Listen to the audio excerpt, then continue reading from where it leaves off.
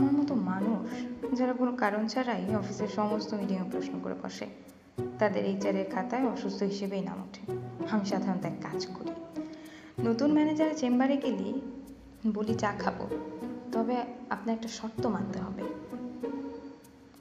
কি শর্ত বলুন তো, তাড়াতাড়ি।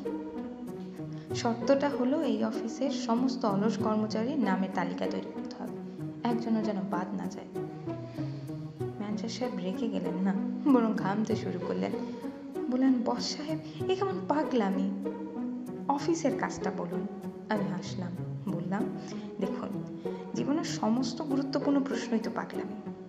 আপনি সহজ একটা তালিকা তৈরি করতে পারছেন না, আর আমার এই অলস জীবন, সেটা তো আপনার গণনার বাইরে ম্যানেজার সাহেব।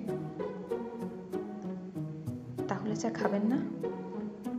খাবো, তবে শর্ত আরেকটা। আপনি এখন আমার হাতে একটা খালি খাম ধরিয়ে দিন, আমি খাম নিয়ে অফিস টাইমের বাইরে একটা নির্জন পার্কে হেঁটে আসবো। অফিসেরই উদ্ভট বস কিসের খোঁজে খালি খাম নিয়ে পার্কে হেঁটে যাবেন? তার এই অ্যাডভেঞ্চারের শেষটা জানতে ফলো করুন।